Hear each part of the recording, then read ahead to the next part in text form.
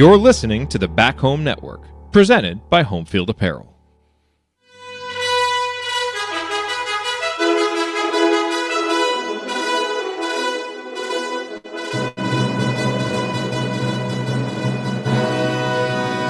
And welcome, Hoosier fans, to another edition of Assembly Call Radio, broadcast to you on this Thursday. What's the date? September 10th, 2025, and we're going unscripted tonight. We're going unscripted. We don't have a banner moment. We don't have segments. We're just going to talk about a lot of things that are on our mind about Indiana football, Hoosier the Bison, hoops on Kirkwood. If you're not aware for that, stick around for that discussion, and just general thoughts about what we're looking forward to in Indiana basketball. I'm your host, Coach Coach Tonsoni. I'm here with Ryan Phillips. Soon to join is Jerod Morris, and we're just going to have a conversation. If you have something that you'd like our opinions on, put it in the chat, and we will be glad to maybe have a comment or two. But you know, no banner moment for me, but man, are things looking up at Indiana athletics. The soccer team is ranked one or will be ranked number one soon. Computer rankings have them at number one, off to one of their best starts in the last 10 years. The football team's 2-0. Volleyball, Coach Aird had his 100th win, I believe. Lots of good things. Hooser the Bison, I don't think we've done a show since he parachuted in. And just is really good for our young fans and our old fans. I'm really a big fan. We had a Crimson Cast live event that we can talk about. And that was a whole lot of fun, meeting some of you guys who came in for the football podcast. And yeah, Ryan was on stage. That wasn't really the highlight of the weekend, but seeing you guys, it was. We have a lot of stuff that we want to talk about. I have some interesting takes. Jeff Goodman finally discovered the upstairs pub. I think this is a good week in Indiana athletics. I'll talk more about that. We saw Jeremy Gray continuing his acting career with the Rocky theme in the Hooser the Bison. Outstanding work, Jeremy. Keep it up. And Scott Dolson, he goes on Sideline Stories. Just a smart man to go get interviewed, by Sidney Parrish and Trisha Whitaker. That just shows that he's really thinking ahead. A lot of good takes today. Ryan, I've just spouted off a bunch of stuff. How are you feeling about Indiana athletics on this Thursday evening? Yeah, Coach. I mean, it is a great time to be an IU fan, and it's not just, football and the interest there. I think that even more than the performances early on is just people are engaged in football for the first time in a long time. And I say that because even at the end of last year, I feel like people were excited, and that carried over into this year. But for a lot of the season last year, people were just kind of keeping it at arm's length because Indiana had started well before, kind of fallen off, and they were kind of just, we want to believe in this, but we don't. People believe now, believe this program can be a real deal. And we talked about it at the event. We'll get into the event in a minute, but about just, we had Mitchell Page on stage for that, a former IU football player. And he was just talking about it's different. It's 100% different. This was not small success. This was like a big deal. And now you go to the stadium, there's just an energy in it that hasn't ever really existed in a time anyone can remember at IU. And so I think that that's huge. And then you look at, like you mentioned, a couple things, like the exciting things happening with volleyball, soccer, number one team in the country right now, after starting, lower in the top 25, has a string of fantastic performances. And then you get to basketball, and you've got Coach texted us today, and he's like, wow, the athletic department has moved into modern thinking and is doing cool, interesting things. When did this happen? And they're going to do basketball in Kirkwood.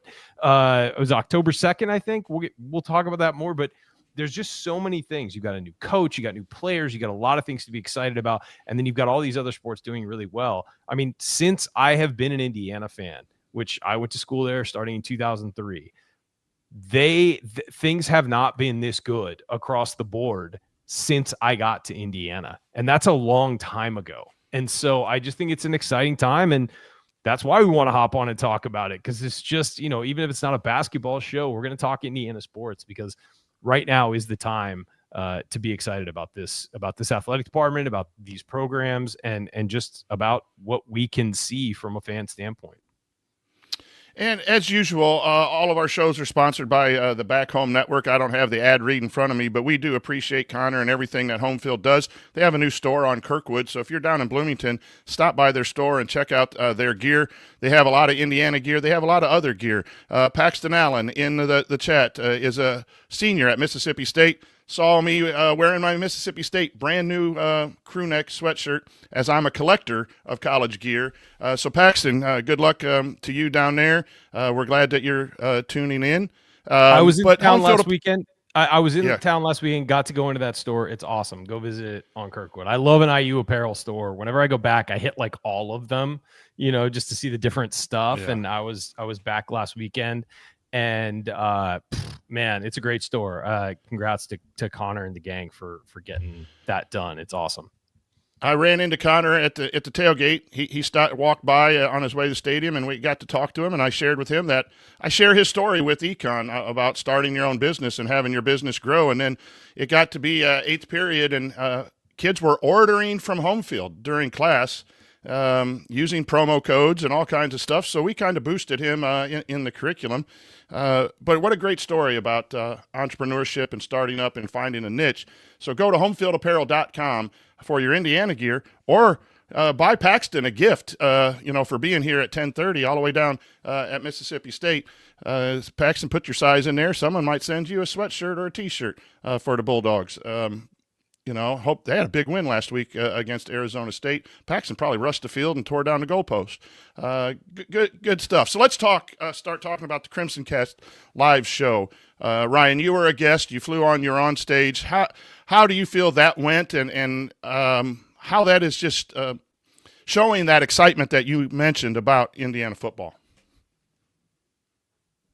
Yeah, I think it was a lot of fun. I think that Galen Scott did a great job talking about, so they opened it and they talked about, the Hooser the Bison and the path to getting that all worked out and bringing back the mascot and where we sit with that now. And then they talked football, and then, Mitchell, for those who weren't there, Mitchell Page came on stage and gave his thoughts on the program and where they're at. He's been a great podcast guest of theirs for a while now, and he's really good at this. And so it was really fun to listen to him talk and talk about his time there. And then on top of that, what he knew about playing in visiting environments that were really juiced, and then seeing it happen at Indiana. And I thought that was the most instructive part, was him talking about, how that impacts you as a visiting player, and how now Indiana's doing that to other teams. And so that was really cool. And then Griffin Gonzalez and I came up on stage, and we just kind of did a roundtable for a while. I had a lot of fun. The people who showed up, thank you so much for coming. It was a great crowd. They felt engaged. We got a lot of questions at the end. We did a Q&A to finish it. And all credit goes to Galen Scott for putting that on, and for everybody who showed up. It was so much fun to do. Thank you for coming up, saying hi afterwards, or before, even in the lobby. Coach, you were in the audience. What was it like to watch? I know I was on stage for most of it. So yeah, I like the atmosphere, because we've done live shows before at Switchyard and upstairs, and it's just so crowded, and the noise. Some people are there for the podcast, some people are there for obvious entertainment reasons, and you're kind of talking and not even hearing yourself. And this was really good, because it was pure football talk in an environment where the people on stage, like yourself, could share their opinions.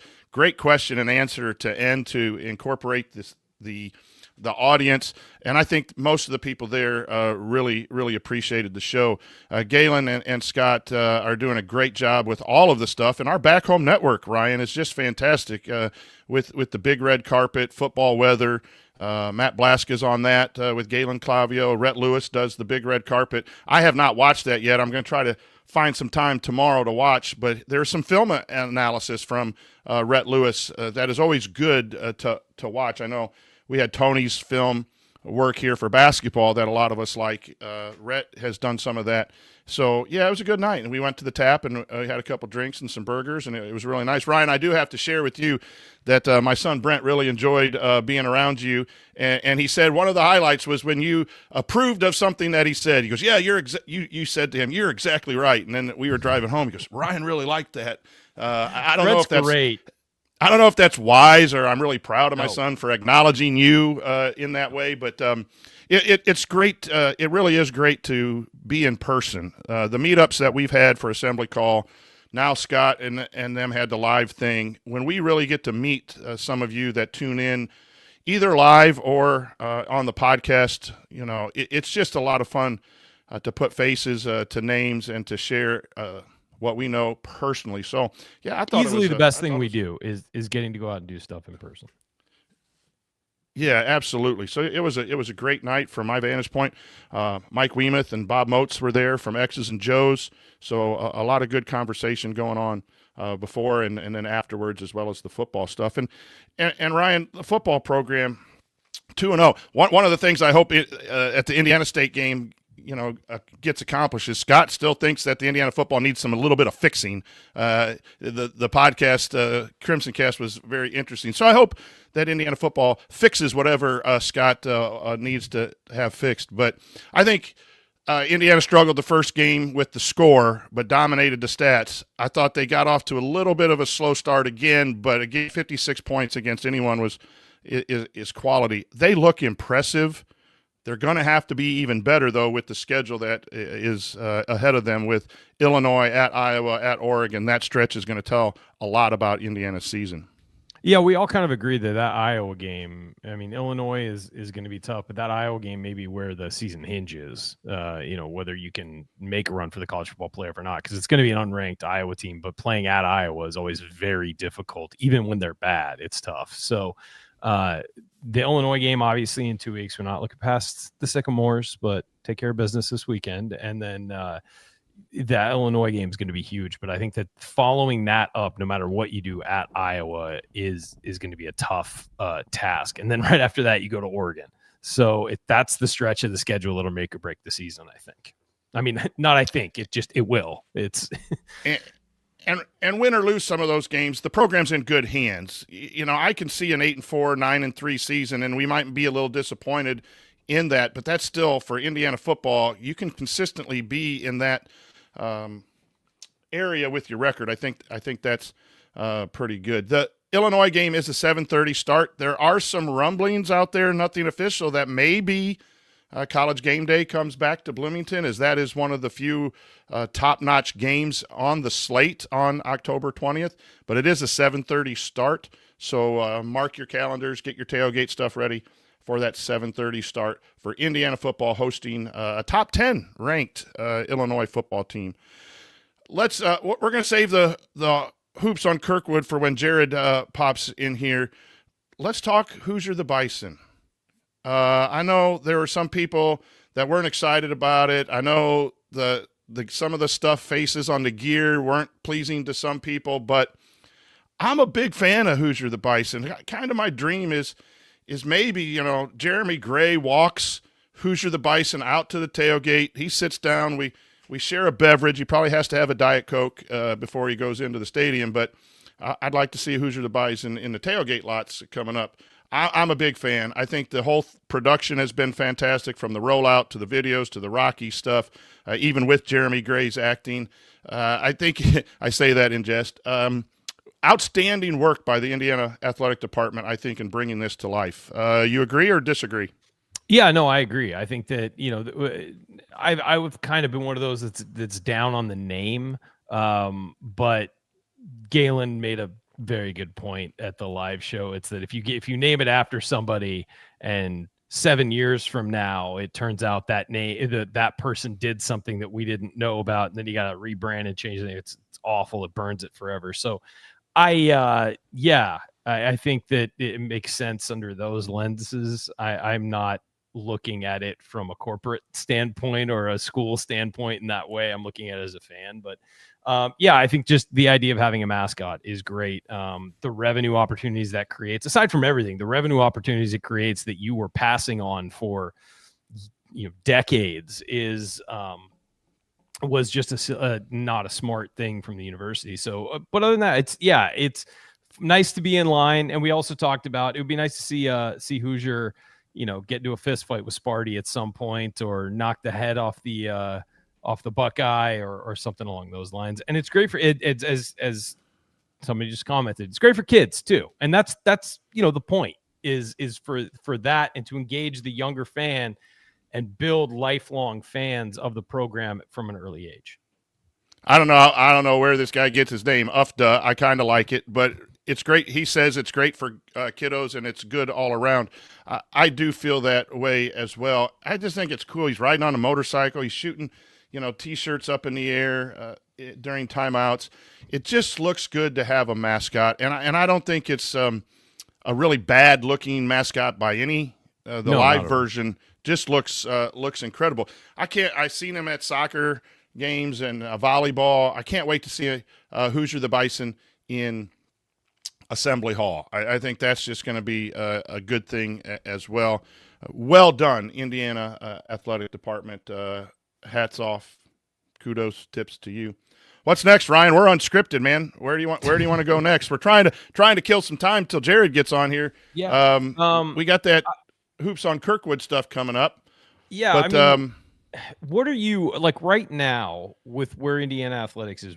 What are you most excited about? Like, what's the thing that when you think about it, you are most excited about? And it could be an obvious answer. I'm just curious. Yeah, most for me, because I'm a basketball guy first and foremost. I love tailgating. I love football. I'm very proud of the football program. I'm excited to see where they're going. But I'm most excited right now about the direction of the basketball program under Coach DeVries. And we got to see it on the hardwood. We always say that. We always put that caveat out there. But I think he's done just about everything a new coach can do, and he's done it well. And if that pattern of doing things well continues, I think, year, 2 years, 3 years, when he gets all his dudes in and gets that 2 or 3 year program done, I think in his 4 years are going to look different than Woodson's 4 years, than Archie's 4 years, and the last 4 years of Tom Crean. Maybe it's wishful thinking, Ryan, but I'm really excited with that. But man, you got to be excited about tuning into the Big Ten Network, and I've been watching soccer matches down here in the man cave. Always excited to go to Bart Kaufman Stadium. Terry Morin does a great job. I mean, it's hard to pick one, but for me and what we do is we are, the followers of the men's basketball program. That's what has me most excited. What about you? Yeah, it's the same thing. I mean, it's the excitement of new, and I think that whenever there's a new coach in any sport, you get excited at the possibility. And I also think that Darren DeVries hits a lot of he fills a lot of the gaps that we've been looking to get filled in this with the basketball program, and so it's partially that too. But I think just the idea of new and the idea of different, because we've kind of had. I know that. Mike Woodson and Archie Miller weren't the same guy, but it was similar, slower philosophies, especially offensively. And to have new, to have speed, to have it be up tempo, to have it be spread out, those things I'm really excited about. Now I'm excited about the soccer team trying to go for their 9th championship. They've been stuck on 8 for a long time. I am. The quest for 9. The quest for 9 is on already. Let's go. Let's hope they don't peak too early, but it's the best soccer program in the country. They need to get their 9th. But also football. I mean, football, it's going to be, again, they're going to have a ragged 3-game stretch coming up after this weekend. And that will be just fascinating to watch. But people are excited to watch it for the first time, God, in forever. Other than the COVID season where they had that kind of crazy run.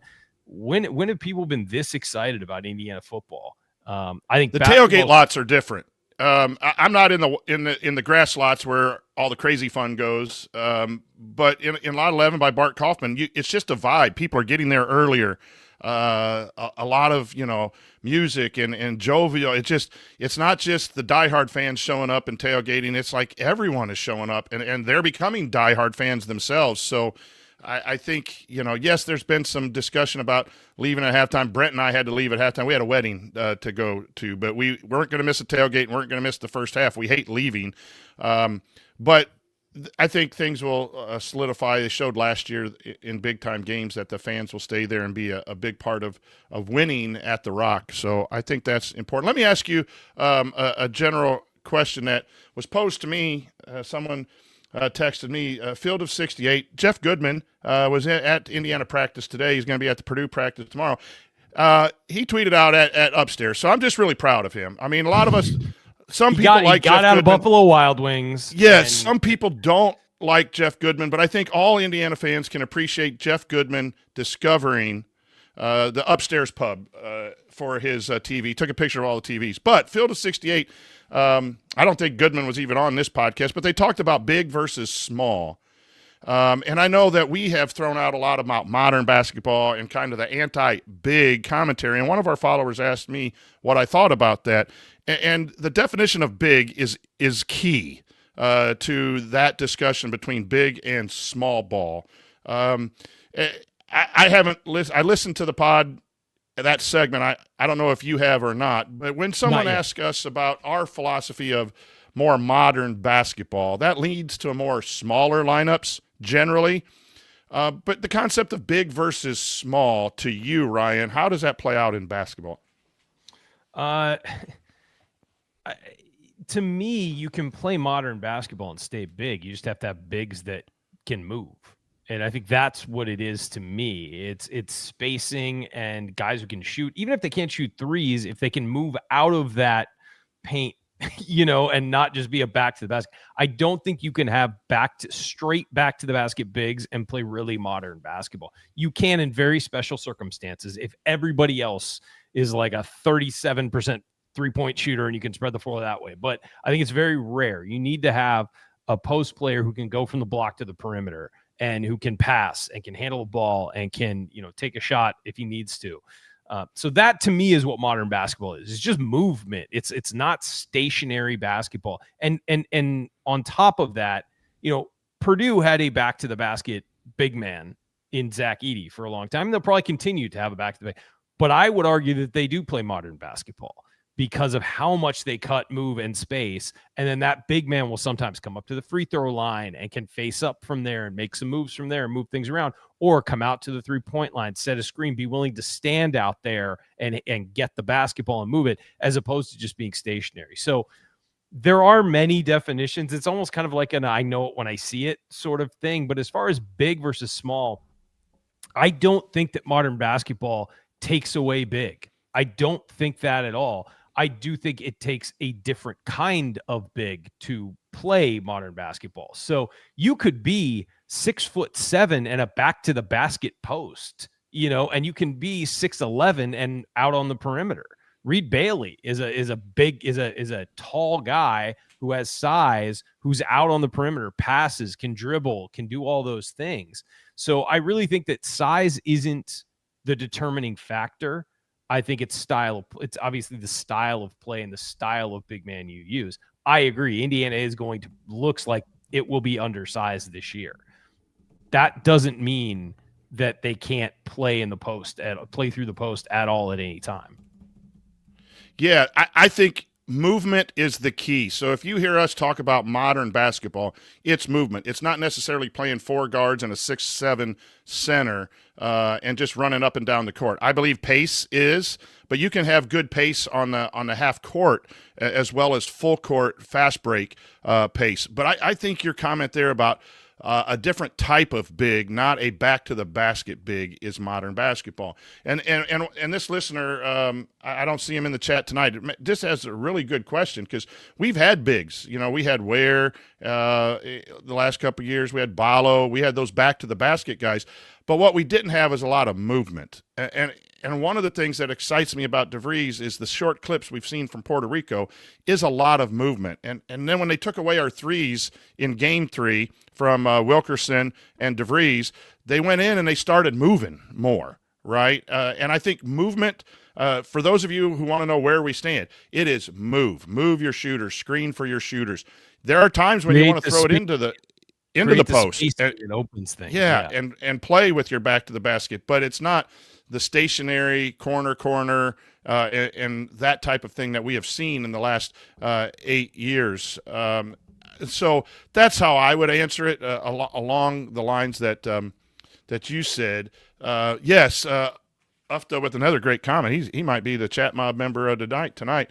The Wolf Kid at Michigan. is a modern big, 6'11". He can play out. He can shoot the three. He can dribble the basketball. He can push the break. He could be in pick and rolls. He can also, Barkley his way back down to the block and score off the block. Those are the type of bigs. And I think the podcast was mentioning a lot of 6'11" 4s and 7'5", with your quality teams across the nation. A lot of the top 10 teams have gone to two taller guys.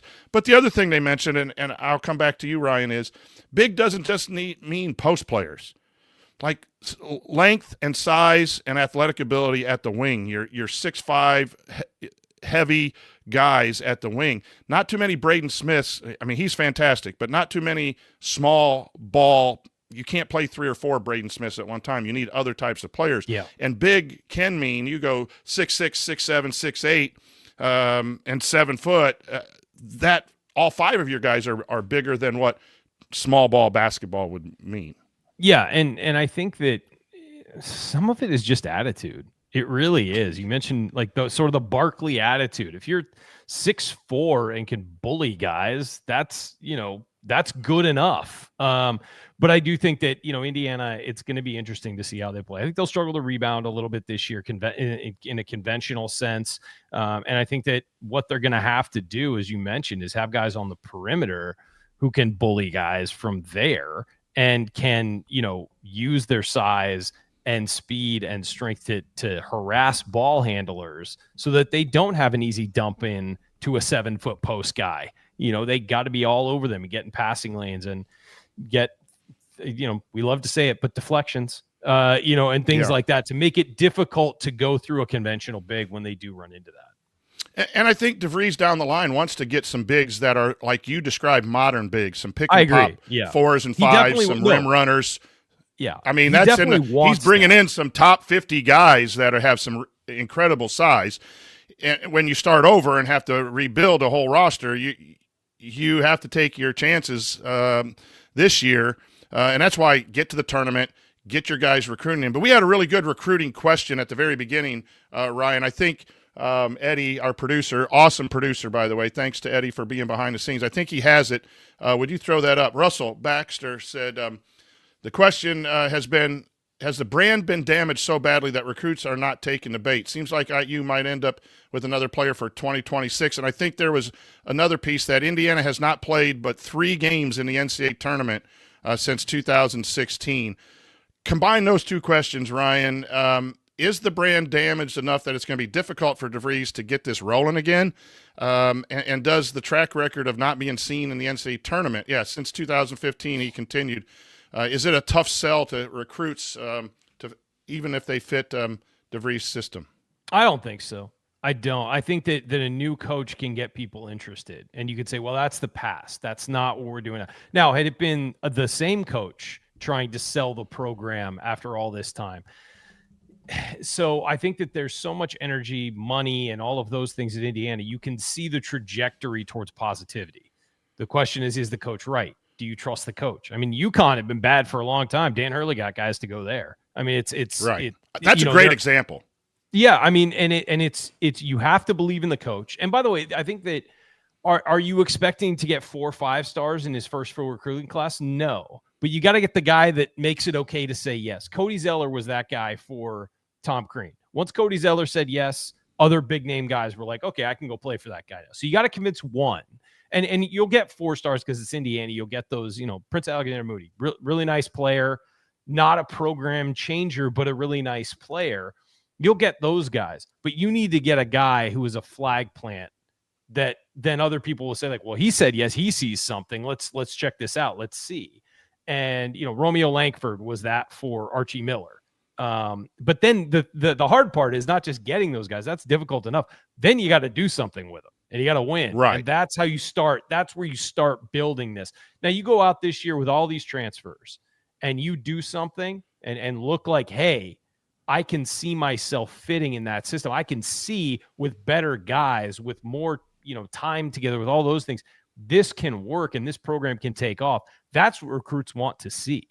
And Indiana's good enough to sell itself in a lot of ways, but they have to believe in the coach. They have to believe in the development, and they have to believe in the ceiling of the program. Because here's the thing. Kids can really like a coach really believe in his system, really believe that they're going to be in the NBA in 1 year. So it doesn't really matter where you go to college or that. But nobody wants to be on national TV losing games. And so it doesn't, you can like everything about a program, but if you don't think you're going to be competing consistently, you will go somewhere else. And I think that's why Indiana lost a lot of the recruits they did over the last couple of years, because they'd see Indiana on national television losing by 30 to good teams and be like, I don't want to be on the floor for that. There's no evidence that it will be anything else. And so why would I do that? There's just as good a program down the road. I can go to UConn. I can go to Kansas. I can go to North Carolina and know that if that happens, it's an outlier, and then we'll come back and we'll beat the hell out of somebody the next day. And so I think that's what you have to do, is get one flag plant guy and then prove to people by the way your team performs that there's a ceiling there. And with that, Russell, thank you for your question. I think that was a really good question. And in our unscripted show tonight, we need all the questions that you could provide there in the chat. But welcome, Jerod Morris has joined us. We've done a lot of talking about Indiana football, Hoosier the Bison. We've talked about how awesome Jeremy Gray is as an actor. Like if he doesn't work out in the athletic department, I think he can go to Hollywood. Just retire and move out there. No doubt. Yeah, I mean, he's set for life with his abilities. So we've talked about that. We've talked a little bit of basketball. We've saved the hoops for Kirkwood for when you came in here. But we were just talking about recruiting in general. The difficult thing that DeVries has to do is to get this program going back after only playing 3 games in the NCAA tournament in the last 9 years. That's the topic that you popped in on. But how are you feeling tonight? What are you thinking about Indiana athletics? We got a lot of good stuff going on. We do have a lot of good stuff. I feel good. Thanks for holding things down. I really was feeling good, like I would get here on time for when we started, and then bedtime took extra long tonight. So just one of those days. My son loves to save his late nights for when we have shows scheduled. Yeah, I'm just, I'm Is excited he not about a fan, Jerod? He doesn't watch? He doesn't want to watch? I mean, no, he's not a fan of the show, but he's a fan of me and our time hanging out and reading books and stuff, and so I have a hard time pulling away. Well, that hurts. I figure there's gonna come a point where he doesn't want to do that stuff anymore, so I like to indulge it as much as I can. You should. That's why I know. 100%. I know it's good stuff. That's why I was late. Here's what I'll say about recruiting. I don't know anything about our recruiting right now. This is really like probably the first time. I mean, we've all known each other since 2011. And this is really the first time that I've just kind of checked out on focusing on recruiting. It's just kind of one of those things. I'll get back into it at some point in a few years, I'm sure. But I just haven't had as much time to follow it. And there's a certain part of me, I guess, that after the last few years is kind of excited to just show up in November and watch the team play on the court and just focus on that and let the recruiting take care of itself. So it's not because it's not important. Obviously it is. It's the entire lifeblood of the program. But I just don't have a lot of opinions on it because I just haven't followed it as much. And to a certain extent, I mean, it's hard to say I trust Coach DeVries because we haven't really seen him do anything yet. But I feel like if we play well on the court this year, that it's going to – I feel like we have the resources. I think he's going to have a good plan. Not that it'll just take care of itself, but I just kind of trust – I trust kind of the direction that the program is going in right now. So I'm not feeling any anxiety about it. I'll be excited, when I hear of a commitment and we can come on here and I can listen to your guys' scouting report about it. But it's kind of an interesting, different perspective to take following this program after having so long following every single movement of IU basketball and every single thing that happened. To feel a little disconnected from that part of it is probably a little healthy, honestly, after the last 10, 12 years. So I'm excited to see what we have. I like the guys that he brought in for this year's team. I like all the things that I'm seeing. So I'm just going to kind of let those chips fall where they may and show up and watch the team and be excited about it. I felt that way too. I'm not into the individual recruiting when, I see that people are on visits. I'm glad people are coming on visits, but I don't really know who they are. When they sign, I go and do a little more deeper dive on it because I know they're going to be in an Indiana uniform. But You mentioned something that I think is interesting. trusting Coach DeVries. And I mentioned this earlier before you were on, that he hasn't won games yet, which is the reason we hired him, and he's going to have to win games. But it seems like everything that he's done, he's done with a lot of hard work and effort, and has been good at what he's done, which leads to a level of trust. And I think usually when you have a new coach, you get there a lot sooner, and then as the time passes on, maybe that trust breaks away as a fan. But I do think that it's really important. And I'm going to put up this comment too from Babu, I guess. We call my mom Babu, our kids call it. But Louisville's a script IU needs to follow. Get the tournament in year one, then get that 1 5-star and surround them with 3 top portal guys and a top 15 team going into year 2. Those are the kind of recruiting things that I like to talk about, just general ideas of what we think Coach DeVries, and let all the particulars go to Inside the Hall and all their great stuff that they do. That's where you go to find all the information. But I think this comment is spot on. Get to the tournament and build, and then keep it going in the right direction. If we went back and mined the audio archives of past seasons, do you think that we could find clips of us saying that I trust Archie Miller and I trust Coach Woodson? I always like to, preface, I mean, we are feeling good about Coach DeVries, and I think those feelings are genuine, just as if we did say those things back then, they were genuine in the moment. I do think it's always important to just acknowledge those things. I mean, we do always want to see the best in the new coach and feel good about the direction of the program. I do think it's a little bit of a different feeling this time because, whereas I think, we wanted to trust Coach Woodson early on, we trusted kind of who he was, what he represented from Indiana basketball, maybe the relationships he'd be able to build, that kind of thing. I think the trust now is coming a little bit more genuine from a basketball perspective and from a guy who's done it in college basketball. And so that part of it feels a little bit different. But for those of you, ready to call us hypocrites, hey, you guys said that you trusted the other coaches too. You're probably right. And we will go down swinging, trying to find positives about the program with each fresh new start. I'll always be unabashed in that. But that's just kind of the difference is I feel a little bit more trust about the basketball direction that we're going in offensive and defensively. And, we'll see. Hopefully that translates. It's a little different. I know, Ryan, you want to jump in here. It's a little different program-wise, too. When I'm getting text messages from some of our listeners that have run into Coach DeVries, and the one message was we were trying to cut the conversation short because we knew he had stuff to do, and he wouldn't take the bait. He just kept talking. Then he goes to Home Field Apparel. Then he does some things. And I know a lot of that stuff is for the media and Andrew Brown to get that on the 2-minute thing for social media and Instagram. But I think those things are what gives me a little more trust. We had that issue. Both coaches, we wanted them to be successful, but they weren't really total program guys in the communication piece and all of that. Now, again, that doesn't make a winner, guys. You got to win when the ball's tipped. But I think you have a better chance to build something long-standing with that. That's where my trust is coming with this one. And it's at higher level than the other two, to be honest. But, yeah, we do feel that way. Go ahead, Ryan. I'll say the one thing for me is how quietly they've gone about their business, which to me suggests confidence and competence. They don't need to tell you everything they're doing. They don't need to be out there leaking stories about everything. They don't need to be out there showing you 4,000 videos of practice to be like, see, look at how great this is. They're going about their business like it's a professional organization.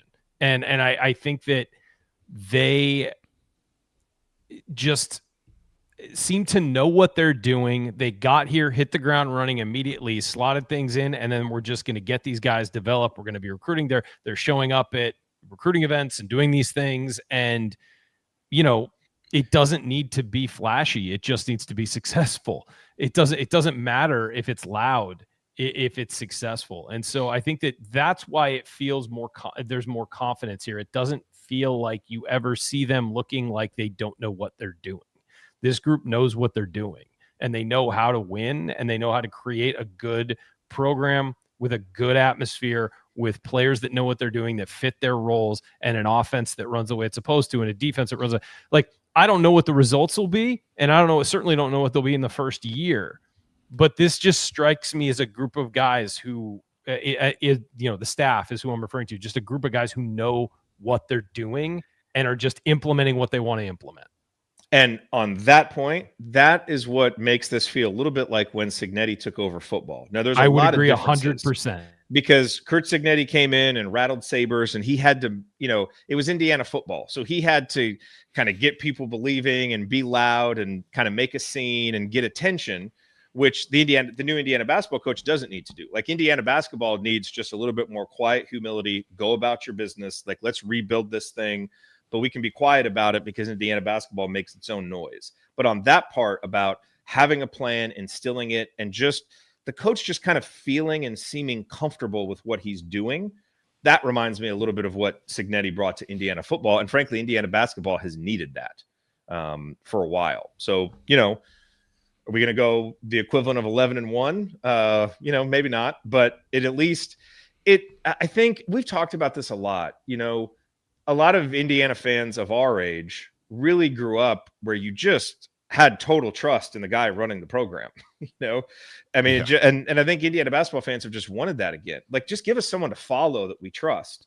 I know that, we can all be annoying and come on these podcasts and we question every decision the coach makes. And, there's been lots of things said about Indiana basketball fans, but I think at the end of the day, Indiana basketball fans just want something they believe in. And you got that for a short period of time with Tom Crean. It felt like we were approaching that, and then it kind of went away. And outside of that, we just haven't really had much of that in 30 years. And it's the seeds, the early seeds of that is what I feel. And then we'll see what it grows into.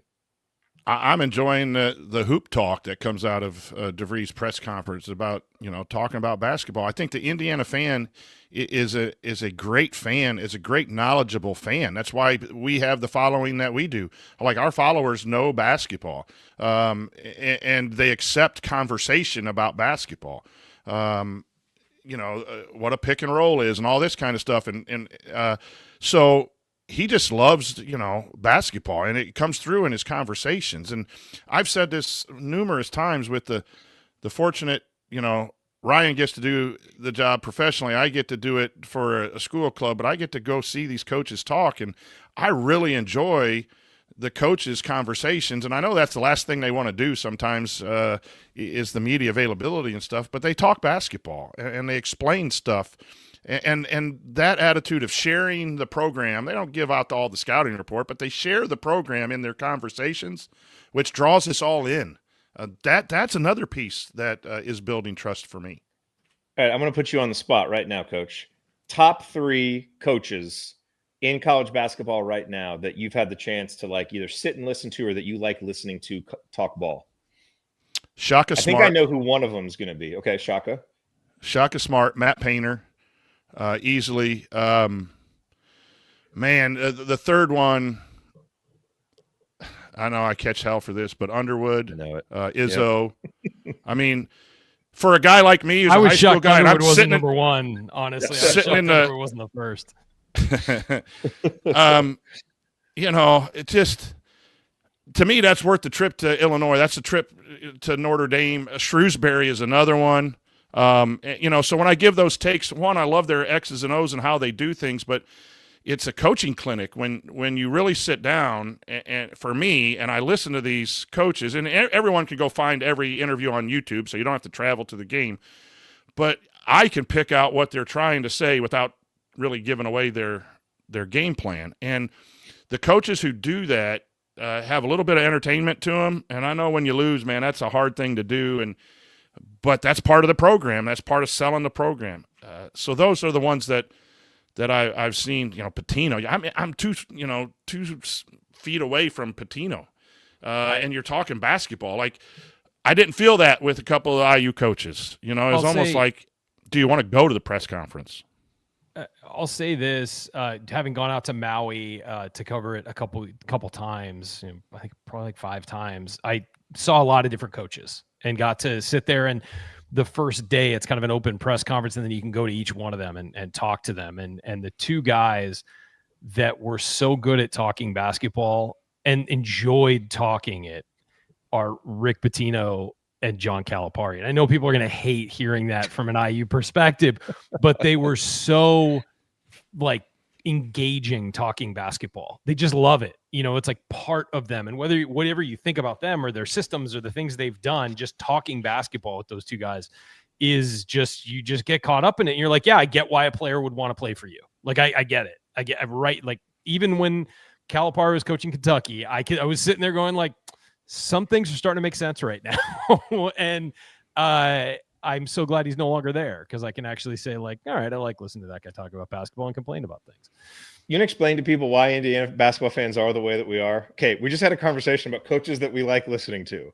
It was Pitino, Calipari, the Purdue coach, and the Illinois coach. Yeah. I mean, it's fair. Tom Izzo's another really one. Great. Tom Izzo, as he's gotten older, it's a little bit different with Tom Izzo, but Izzo was one of those guys. He would have a group 7 people deep in a semicircle around him at the Maui Invitational just to talk to him about his team, and because he was so excited about it. But yeah, I think that, when you're talking X's and O's, some of those guys like Bruce Pearl would be interesting to talk to about anything, but X's and O's, you don't think of him as like the guy you'd sit and talk to about X's and O's.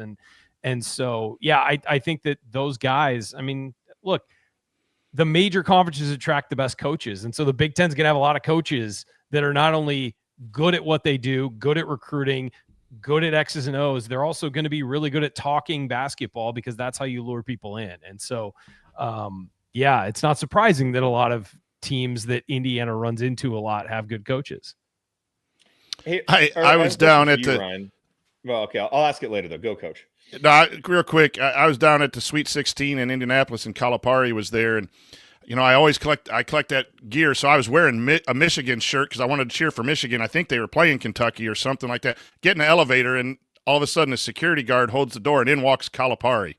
So I'm in an elevator, and he sees I have a Michigan shirt on. He goes, "You have a really good team there. It's going to be tough." And we were talking basketball for the 4 flights up till I got to my room. I know I get a lot of crap for liking other coaches, but they're human, right? And they might do some sneakily bad things, but sometimes when you have the interactions with them accidentally or at the press conferences, they're pretty good people. So you got to Us ride coaches aren't bad. You got to ride for 4 whole floors with Calipari, so you probably got to find out everything he knows about in-game coaching then. Yeah, exactly. That's a good one. Okay, I have a question for you, Ryan, and I didn't actually see all the comments, but I saw that Nick Saban said something about how with NIL, it's swinging the advantage toward the Big Ten because of the resources that Big Ten schools have. And I think he was contrasting that against the SEC. I'm curious what you make of that, and if you think that's football specific or if it also applies to basketball too. I think it applies to everything, but the idea that the SEC is somehow short on money, and this narrative that's popped up over the past couple months, because the Big Ten's starting to get recruits on the level of the SEC and has been. And the reason why is because the Big Ten can now pay players above the table, where the SEC has been doing it under the table for a decade. We all know that. Like, I love how when you bring that up, it's kind of like, oh, that's sour grapes. We all know it's true. It's been true forever. And there's been this kind of like thieves agreement that we don't rat on each other. And because, you rat on me, I'm going to rat on you because I know you paid this kid because he told me, Alabama's giving me $50,000 for a signing bonus, and you give me that and I'll come here and all that. And that's been going on forever. And really out West, Oregon's been doing that forever because of the Nike money. And I'm sure other teams have been doing it too, but Oregon has kind of been a big offender of that. And everybody in the Pac-12 and back to the Pac-10 for a long time have been screaming about that for years. Those teams are now in the Big Ten and can do it legally. And so I think that the adjustment has been that the Big Ten saw this coming for a long time. And we remember Indiana, Galen was part of Indiana setting up, getting ready to do this because they saw this coming a mile away, that they're going to be able to pay players. However it shakes out, they would be able to pay players or get players paid. And I think the SEC just thought it would continue to go the way it had always gone and maybe weren't as well prepared for it. And so they're having to play a little bit of catch up. And if you're saying like, well, Ohio State has a roster that's X big and Alabama's only at this much, and well, then good for Ohio State for planning this out and creating the budget for what is now completely legal. Whether you like it or not, it's completely legal. And so I think that if there's anything, it's that. But it's not like the SEC schools are short on money. But I will say we've talked about expansion for a couple of years now. Since the Big Ten expanded, we've been on this, and I've been on this big thing saying that eventually what's going to happen is the best teams in the conferences are going to break off and do their own thing because they don't want to revenue share with everybody. If the SEC is really lagging behind in each school getting enough money to fund these programs that can compete financially with Ohio State, Michigan, Oregon, whoever, they don't want to share money with Vanderbilt. So what they'll do is just create their own conference or vote to kick those teams out and shrink the conference back down. So it's Texas, Texas, Alabama, Georgia, Florida, like the biggies will stay. And those other teams that they're having to split revenue with will go, and their share will go up. And now they can use that money to compete, that extra money they get to compete with an Ohio State or a Michigan financially. And then the consequence of that will be the Big Ten's top schools will then kick out some of the stragglers and to raise their revenue. So that's where we're headed. I don't whether it's 5 years, 10 years, 15, that's going to happen. And the downside for a school like Indiana is you're kind of caught in the middle there. And does your football program rate high enough to make the cut? And obviously Kurt Cignetti changed the game last year, but does Indiana don't question the emerging superpower, please? No, I'm saying he changed the game, but is it can the basketball program hold up its end of the bar? The same thing. That was where I was going next. Football's kind of what determines everything, but can you do that? And can the Indiana brand, is it important enough in that area of the country to stay hanging on? And I think it is, but you're not Ohio State in this scenario. You're not Michigan. You're not one of the top end revenue schools in the big sport. So again, I think that, realignment has changed the game, and there are going to be unintended consequences of this long term to people who cheered it at the beginning and then feel left out in the cold at the end. Ryan, did you see something today? I quickly on social media about Ohio State asked for unequal revenue sharing in the conference, or there was something about them asking the conference to split things differently. I didn't see if it was a formal ask or something under consideration for the Big Ten, but I saw it come through social media and I bypassed it. I read it real quick and then moved on. I didn't see that, but it was only a matter of time before that happens. USC, back when the Pac-12 was still a thing, asked the Pac-12 because USC and UCLA and Oregon and brought in more revenue than like 7 other schools combined, and so they said it's unfair for an equal payout to everybody when we're in Los Angeles and bringing in all your television revenue. That obviously was denied, and then the Pac-12 fell apart, and that's part of the reason USC left, and UCLA and Oregon and Washington left. That's going to happen at some point, whether it gets approved or not, because you're in a conference with all these other schools who would have to vote on that as well. But that's going to happen. They're going to ask for, hey, we bring in more revenue. We want a higher percentage of revenue than these other schools. At this level, you get this much. At this level, you get this much. Like whatever. I don't know how they'll determine it, but that's going to happen. And when that doesn't happen and when that doesn't work out, that's when you're going to start moving towards these teams breaking off and doing their own thing. We open the floodgates by doing this, by allowing, and you can't put it back. You can't go backwards. Put the genie back in the bottle. No, yeah. and it's you ruined regional rivalries. I mean, you could if everybody weren't so greedy. Like that's the problem. Well, I mean, obviously that's not going to happen. It's enforcement. I know. It's enforcement, Jerod. We accept it as fait accompli, but it does that when you step back. It's like, can someone just have like the best interests of the sport in mind at some point? I mean, I understand the practicality of it and the pragmatism of it. It just annoys me that it always comes down to that. But no, it does. And the key money, thing, guys, it's all about you money. can't enforce it. If you go to a salary cap or anything like that to even the playing field for these schools, then you go back to under the table stuff and donors, and then you go to who's going to enforce and who's going to be kicked out of the playoff or banned for a year postseason. That's a mess. That's the sad thing, because I'm with you, I think.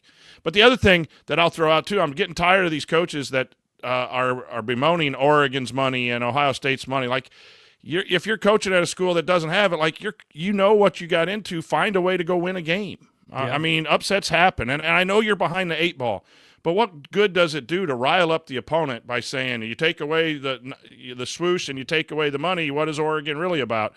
Like, you're just firing up people for no reason. And I get the disparity, and I think it's tough for a coach when you're going up against those guys. But man, I was probably an underdog in most of the games that I coached. I went in, I didn't cry about, the 6'10" center. We tried to find a way to stop the 6'10" center. Probably didn't work. But I'm getting a little tired of the woe is me coaches. When you're even at those lower levels, Northwestern coaches had a rough start this year with the uniform thing at Tulane, denying that. And now he's crying about the money. Like, dude, coach your team. Yeah. Coach your team. You knew this was the scenario coming into the season. Yeah. Quit worrying about everybody else. Coach your team. Quit being a jackass and try to do something right. I mean, you're at Northwestern. Did you expect to dominate everybody? I don't know. You shouldn't have fired Pat Fitzgerald anyway. That came out that day he was wrongly fired, right? I don't really like him a whole lot. But no, I think that we're not derailing this for Pat Fitzgerald. But I like we do have Hoops on Kirkwood to talk about yet. Before are we on rails right now? Like, what would we be derailing? No. But no, we're just unscripted. I think there have been times we've hopped on rails we didn't know we were going to be on, and then just continue to go off of them. I think that's more the case. So we might have been a little on a rail, but I think we're completely off now. But yeah, let's talk about Hoops on Kirkwood. That's awesome. This is an awesome. Hoops on Kirkwood, yet, Coach, by the way. My rant. I've been throwing out stuff about Goodman, and I've been throwing, throwing little blurbs out. They're not worthwhile, really. It wasn't a long rant. It just was. I was getting ready for the professionals, Coach. It's there's only one rant in this whole business. I don't have a rant. It's just I just went on Jeremy. It's about realignment. So my rant was this: Jeremy Gray, great actor. I don't know if he does his job at IU very well, but he is a hell of an actor. Jeff Goodman, he does a great job at IU. To be clear, Jeremy Gray does a great job at IU. That was said tongue in cheek. Yeah, thanks, Jeremy. We appreciate you. Yeah. He texted me back and said, "Be careful now. I got an A- in drama class in high school." Or tweeted back at me. Yeah, all in good fun. And poor Jeff Goodman. Everyone doesn't like him, and he finally got to the upstairs. Those were my rants. It's a lot of good stuff's happening. It's to the moon. Robbie Berger, brilliantly dumb, throwing out all kinds of names. Happened. You keep me up late, I'm going to say stupid stuff like Paul Feinbaum can kiss my ass about the Big Ten. This will probably go viral, and I'll get hate mail. The thing about all this college sports stuff, I thought actually, I was listening to the latest Bill Simmons podcast. He had Van Lathan on, and they were having like a conversation about college football and kind of the state of things. And I thought he made a really interesting point. That was like all this stuff is changing and it's different, but at the end of the day, these are what he called them, these are cultural battles being played out, just with uniforms on. And that's why this is always going to keep enduring, like all these problems. And yet, this Saturday night, my neighbor is going to be cooking out and everybody's coming over to watch A&M Notre Dame. And then next weekend, we're all going to be watching Indiana, Illinois. And, we'll probably be complaining about it during the day. And then as soon as the games are on, there's just something about it that is irresistible, and that really, I think some of the discussion has become more frustrating, having to talk about all the NIL stuff and all of that. But man, when the games start, they're still awesome, Root for the uniform. As long as that's the case. Well, and the people, and the players, the people who are wearing those stories. And, I think, one thing that I was worried about, and we talked about it a lot on here, it's like, man, are we going to get another Trace Jackson Davis? A guy that's, here for 4 years and you see him grow from, kind of an immature freshman to this just, really good leader by his senior year who just seemed to like fully maximize his potential. And I don't know if we're going to get as many stories like that, but there's going to be a lot of other different types of stories that you get now of the guy that, starts at the lower level and is able to transfer up. And, so it's going to be different. But the games themselves are still awesome. And so that's kind of the approach I'm trying to take with it is, stay out of the social media part of it. Like I've just gotten off of social media and it's kind of allowed me to enjoy things a little bit more. But, try to not get as bogged down in some of the stuff that we get frustrated about when we're talking about and just enjoy the games. And I lost that for a little while there, just, for whatever reason. But man, just getting back to just watching the game, enjoying the game, even if you don't know every single little bit of what's happening in there, the sports themselves are still awesome. And and they still fulfill like a really important role in our society of bringing people together, because we just don't have that many shared experiences. And so even if the experience is different, it's still something we all do together. Yeah. And that really still has a lot of meaning. So as long as that's the case, whatever the realignment and all this stuff and Ohio State asking for money, it's going to be annoying and we can come on here and make our jokes about it. I'm still going to show up and watch the games because, there's a deeper meaning there. Yeah, I will say, and I told people this, with IU sports over the years. This wasn't just recently, but like, if it's not providing you joy, turn it off and step away and take a breath. Like, honestly, whether it's social media, whether it's, whatever it is that you're engaging in your life, it's not just Indiana basketball, but like if something exercise. Yeah, well, maybe for that you should keep trucking along. I'm saying that to myself now after a weekend in Bloomington eating, some pretty horrific things. There's nothing wrong with that. You're just fine. At all. Nothing at all. But I got to get back on it when I get home. No, but yeah, if there's something that's not giving you joy and it's you're interested in it, but it's not making you happy, it becomes an obsession, not something that's joyful for you. And obsessions are not healthy. No matter what they are, your obsession is not healthy. And I will say that we've gotten there before. I think all of us have gotten there before. And now I'm not saying don't tune in to the show every week or every night after a game. Do that. Even if you want to put us on mute, please click. But at the same time, if this is a thing that is not making you happy, if anything is not making you happy, step away. Give it some birth, and maybe you can approach it with a healthier attitude coming forward. And I've done that myself. I've had to at times with things. I would say I agree with you, Jerod, that social media can be a phenomenal tool, but it can also be a really negative thing in your life, and a really, because it is more negative than positive as far as the rhetoric on there. And so I would say that, yeah, if it just makes you angrier or makes you not enjoy yourself, step away from that, give it a break, and you'll approach it with a different attitude, I think. So let's talk about something that should make us happy. Hoops on Kirkwood. Right? Just those words together in a sentence are beautiful. Like, oh my goodness. Now this, I believe it replaces Hoosier Hysteria. Good. And so I don't know how all of this is going to play out, but they're going to have an outdoor court on Kirkwood, the 300, 400, 500 block, which I think is from the sample gates 3 blocks down. I think there might be a fight to get upstairs, the window seats at upstairs early on that Thursday. But it's October 2nd, 8 to 10 o'clock at night. There will be player introductions. There will be skills competition. I don't know, hopefully not a dunk competition. But they're taking what they do at Hoosier Hysteria and bringing it to Kirkwood. And Eddie, our producer, said something before the show started. It's like Indiana basketball, it's shooting hoops in your driveway. Like, we're shooting hoops. It's like a outdoors. Gus Macker tournament. Shooting hoops. Yeah, shooting Gus hoops Macker at upstairs now. Yeah, and I'm sure that there'll be more details to come on how that's going to set up and how they're going to arrange that and what are sight lines and everything. And hopefully there's, vendors and food and drinks and all that available. But I think, I'm praying for outstanding weather. But what an excellent idea. It hit social media today.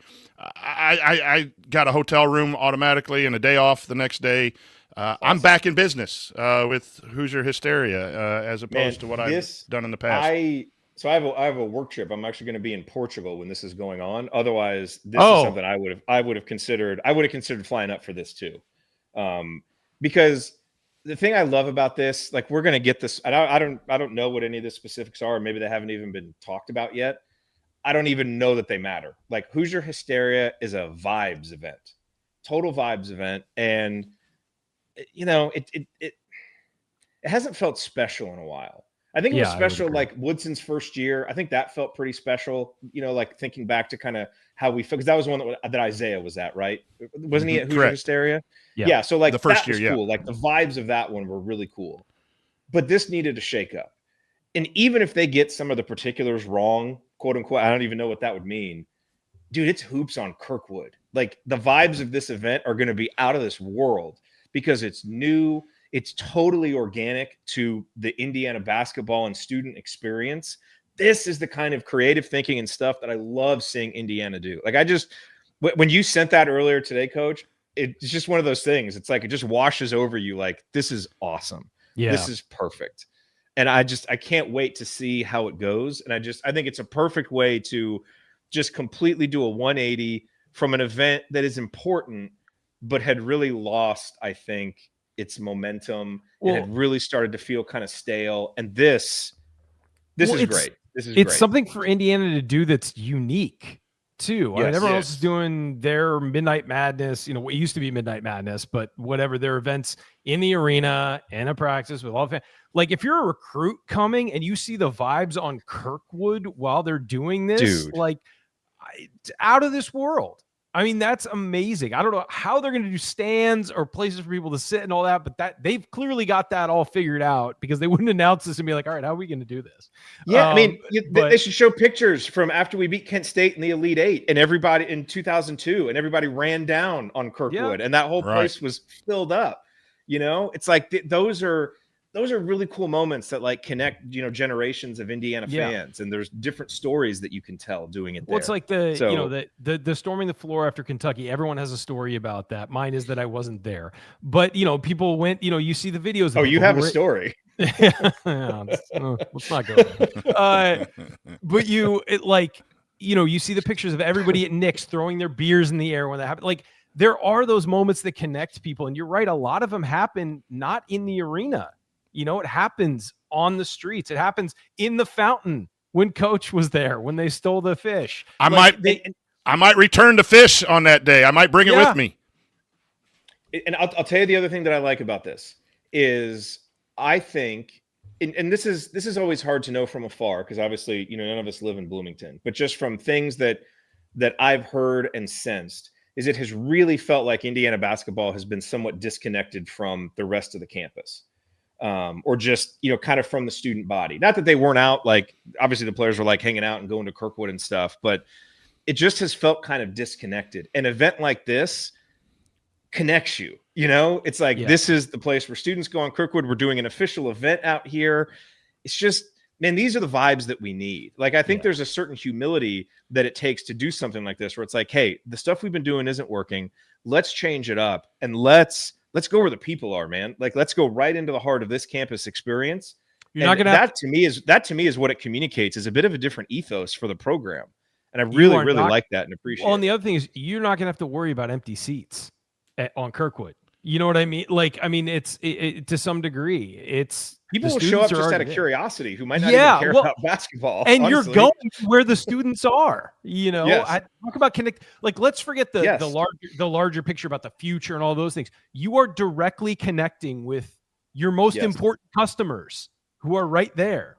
Man, there was a tweet. Because Hoosier Hysteria is kind of like an event where it's like, come to us. We're here where we do our thing. And now this is, hey, we're coming to you. We're changing this up. We're coming to you. I remember. I love everything about it. One thing. There was a tweet from Hoosier Review that says that Hoops on Kirkwood is fire emojis. The IU basketball hashtag IUBB connection to students and community needs tending to, and this is brilliant. And Jeremy Gray reposted that. Yeah. So that's the awareness that they have to bring stuff to the community. That's part of what I said about Coach DeVries going out into the community. This is just fantastic. So go ahead, Ryan. When I was at the Indiana Daily Student, and you guys, Jerod, you remember that time where everybody read the IDS? It was like a thing. Oh, yeah. Now it's obviously we're different because it's digital and all of those things, and there's been some changes in the times basically. But at the time, everybody read the IDS, and the basketball program would not grant interviews directly, like one-on-one interviews to the IDS. They would do the Indy Star. They would do, the Bloomington Herald. Like, they would do the bigger local papers, but they would not do the IDS. When Terry Hepner got on campus, he would talk to the guy who was the football beat reporter every Monday in his office. Why? Because he recognized the most important people are the ones who are on campus who are reading that paper. It's not the people in Indy. That's where you get donations and all of that stuff. But you need the students to show up and support you. And so invest in that avenue, and the rest will come anyway. If you win, the rest will come. But you need those people in the building. And so, again, This is a very smart way to do that. If you want to connect with students and get them excited about something, go to where they are. And that's and Kirkwood. And I don't know if that was the idea behind this, but it's a great side effect if it wasn't the idea to do this. Get the kids on campus excited about basketball again, because they haven't had basketball to be excited about consistently in a long, long time. Start that work and do it now. Signetti did that with the don't study on Sunday or whatever, the letter to get the students. And now, there's been talk about the halftime this year, but the students fill in right away now. They're bought in, and that's part of that vibe when you have all of those students and then obviously the other fans filling in. But that worked in football. This is kind of that attempt of, hey, it's a Thursday night. I don't know how many people who work on Friday will drive down 8 to 10. This is very student-centered.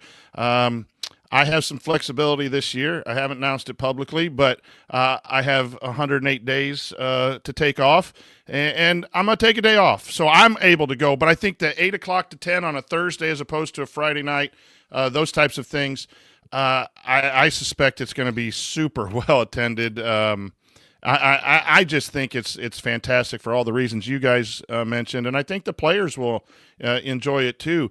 It's the place where we celebrate championships, and that's the road that we need to get back to. And so let's start this new regime where we celebrate, and that's Kirkwood. Well said. Yeah, no, this is great. I can't wait. All right. That's what I love about this. I was not interested that much in Hoosier hysteria comes. You're going to be interested because you get to see, some of the guys on the court and all that stuff. It would not have been that exciting if it was normal. This is exciting. I can't wait for this. I can't wait to see what they do. What the little details are. But I think something like this is cool for someone like DeVries, who, I don't think he necessarily wants to be the center of attention, but he'll do what he needs to do his job. And here, it's like you think back to that first one, right? And you think back to Mike Woodson's first Hoosier hysteria, and he's coming out to Big Papa and he's kind of the center of attention. Isn't that where he said Indiana basketball is the shit? I think that was the first Hoosier hysteria, right? Yeah. Maybe it was then, or maybe it was the second one. But here, and I'm sure DeVries will talk and all that stuff, but the star of the show is going to be just the environment and the cool new just idea to do it. And that's, probably a good fit for a coach in DeVries, who's, I'm sure still kind of trying to find his comfort level as the IU coach. This is just all around. This is just great. Great. Kudos to everybody who came up with this idea, the boldness, the courage to actually do it. This is what this basketball program needs. Fresh thinking, new thinking, campus student focused thinking. Let's go, man. Let's build this thing back up. The tradition is there. The tradition's always going to stay, but we need to build the next era now, and you can build it on top of that tradition without being tied to it. Let's go. Come with some fresh ideas. And that's what this is. So I'm just thoroughly enthused. It's going to be crazy. I was down for Taste of Bloomington that was on Kirkwood, and it was wall-to-wall craziness. I wonder, what the vibe is going to be for those 3 blocks. Are they going to? I don't know if they can partition it off and have tickets or keep the. I don't know. It's something again that just. We talked about it earlier too. The Indiana Athletic Department's just been hitting bangers left and right, from Hooser the Bison to the rally towels at football to making, coaching decisions. And it just seems like the last 2 or 3 years, the marketing, the advertising, and kudos to everyone involved has really set the athletic department on a path of doing really outstanding things. Coach, well, let's be honest about something. What Ryan talked about earlier with the transition in college sports and, what everybody kind of thinks is going to eventually happen with the conferences and maybe some schools getting kicked out. Think about where IU athletics was at the end of the Tom Allen era, right? Where football is just torpedoing down. Basketball is just kind of meh. I think back at that point, there was still some excitement for the Woodson era, but it was still nothing great. I feel like the athletic department's back was a little bit against the wall, and they had started planning for NIL, which was good, but man, the hires that have been made, the choices that have been made, it really feels like their back was against the wall and they've come out swinging and made a lot of good choices, and it had some success to back it up. certainly with football. And now we got to have, the success that the basketball program, that is commensurate with the resources that are invested in it. There's been some success, but not, to a reasonable level, or what the standard is. But that's been good to see, because things had felt stale for a long time, and they've come out swinging and fighting, and they're winning some of those battles. So yeah, I would agree, Jerod, 100%. And I think that, we've been doing this for a long time. And this is what, our 15th season, I believe, going into our 15th season. Yeah. And I don't think we mentioned this off the top before you got on, but I don't think we've ever had a point where there was so much positivity around all of Indiana athletics, not just basketball having a moment, football having a moment, soccer winning a national title, like across all of them right now. Not all of them, but across the board, there's a lot of good things happening. Soccer's number one in the country and looking like the best team in the country. Volleyball is having success. Football went to the college football playoff and is, ranked right now. And there's so much like belief. It's not even like excitement. It's just belief in that program right now. Basketball is hitting a huge reset with the kind of basketball that people have been demanding for so long. Like, it's just this big swelling thing. And then you get stuff like, again, smart decisions from the athletic department. We have a mascot now. Like, there's all of these things that are lining up, and it is the most positive I've ever felt about Indiana athletics since I stepped on campus in 2003. The vibe is the only great. Other time I can go ahead, Coach. The band goes down to Kirkwood now on Friday nights. You've seen Iowa with the band goes on a pub crawl, and you see traditions across the country. Now, going back to the Kirkwood stuff, like you see that on social media and you just get fired up. I was down there Friday night and forgot about that. I told Brent, I wish I would have just walked down for that atmosphere. It is just incredible, the turn, as you mentioned, Jerod, from being stale or back up against the wall, that it's just a different vibe on campus. I notice it as soon as I pull in the football parking lot. It's not quiet. The vibe is incredible, and a lot of hat tips to the people who are making those decisions.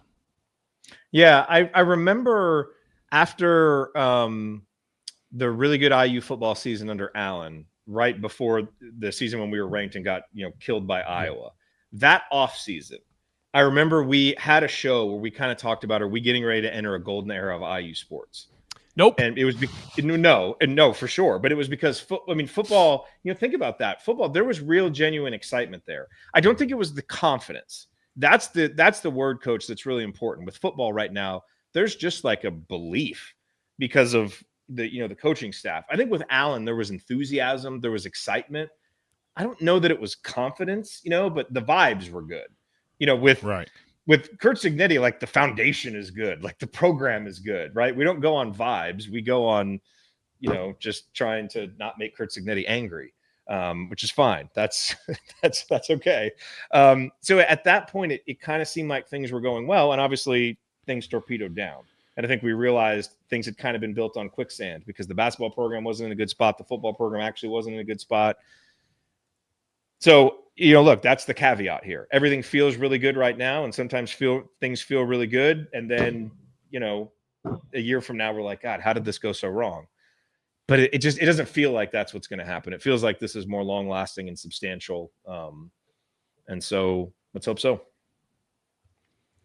Well, probably a good note to end on. I mean, that's I'm very relieved very relieved that our unscripted show went well, but I'm never relieved until the show's over and I can go crack a beer after the show. And even though it's late here on Eastern Standard Time, I might have to, as Kurt Signetti does after a football game, he's only relieved when he gets up there to his office. I'm going to try to follow in that footsteps before I go to bed tonight, but I think that'll do it for us. How much would you pay to be able to go crack a beer with Kurt Signetti after a game and just be in there one-on-one and just be able to hang out with him after a game? I couldn't afford it. I'd pay a lot and I'd be broke. I think they could make so much money, a beer with Kurt, just be able to be in there. Yes, one person. You can be in there for a half hour. Maybe you get to drink 2 beers with Kurt Signetti as he unwinds after a game. Oh my God, that would be an incredible experience. Pick a beer from the pre-approved list of Signetti beers. And yes, Scott and Galen talked about what kind of beer he has up there. That's another conversation we can have another time. You'd have to be locked in, though. That dude's locked in. I think even when he's having a good time, he's locked in. Oh, he's never not. He is locked in. No, he's locked in his sleep. So he works early on game days, and then police escort him out to where the team is, and so they drive right by our tailgate. Well, I was over at Galen's tailgate, and so Brent was back at the tailgate, my son, and he goes, "Dad, I had a beer. I was up cheering real loud for Signetti," and he just kind of he made eye contact with me, didn't smile, didn't do anything, just looked at me and then looked forward again. And Brent's like, "That was awesome. He's locked in 4 or 5 hours before the game." Like, he doesn't even smile at the walk. Like, Tom Allen would give high fives and Wilson would fist bump people. He just kind of looks and just walks. The dude is totally locked in. It's awesome. Simply awesome. Are you kind of like Ryan Illinois was on stage? You know, Ryan was locked in last Friday at the Crimson Cast thing. He was interrupting people. He was doing his, it was all Ryan Phillips. It was great. Interrupted a former honorable mention All Big Ten receiver a couple times. Mitchell Page. This is my arena, good. Mitchell. If you invite Ryan on your stage, you get Ryan on your stage. I don't know what people expect. Absolutely. I was actually pretty different. The thing was, Scott and I were sharing a microphone, and we had to keep passing it back and forth, so we didn't interrupt each other. Which was, afterwards we marveled at that. That's actually smart. That is actually smart. Yeah. Make me reach for my microphone. Coach, are you going to Illinois? You're gonna be at the Illinois game, right? Oh, yeah. And I have a suspicion that maybe game day might be there. That's Illinois-Indiana might be one of the best top 2 games that weekend. Coach, you're aware Brad Underwood won't be there, right? Oh, yeah. No. Okay. I'd have a beer with Brad Underwood. Yeah, I know you I'd have to bring some popcorn, though. Dude loves popcorn. Nice. We're waiting. So last year we did, when Indiana played Washington, because obviously I'm an Indiana fan. One of my neighbors is a big Washington fan. We got up early, did a big pancake breakfast in the neighborhoods, watching college game day. So we're kind of waiting for when one of our teams is on game day. We're going to do that pancake breakfast again. So that'd be awesome. If it's Indiana, Illinois, that'd be great. Not confirmed. But Florida getting upset kind of knocked that game down. Eddie said Utah or Texas Tech may be available. So I don't know. Come on. But it'll be a 7:30 start, so it'll be a great tailgate and a real loud, crazy atmosphere for sure. Let's go. All right, Eddie, hit the outro music.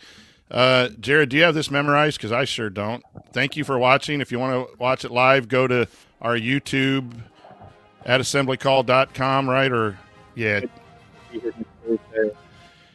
we appreciate you. I don't know when we'll. We appreciate Eddie.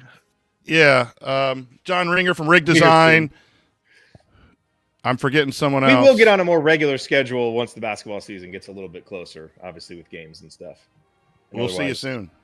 Keep your elbows and eyes on the rim, and go Hoosiers.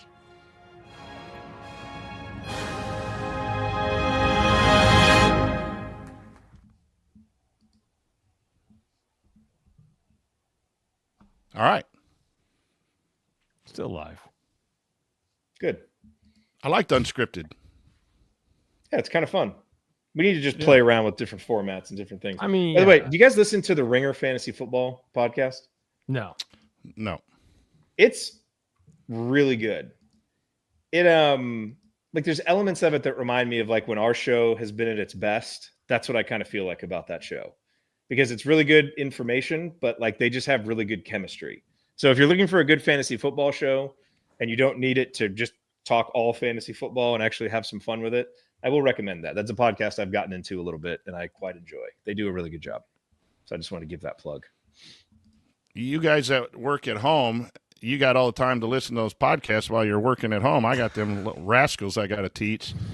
I don't have time with all the back home network shows.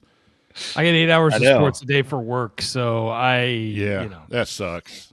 No takers to get Coach fired up for the IU kick at 6:30, and then the Bloomington North, Bloomington South game at 7. Whoa. Yeah. Traffic will be tough. Oh, boy. That will be tough. That will be rough. It's okay, though. Let's ask the scheduling department why we continue to do that. I think it's 2 years in a row they've done that on the Friday night game. Oh, well. Come on, Bloomington. You can handle it.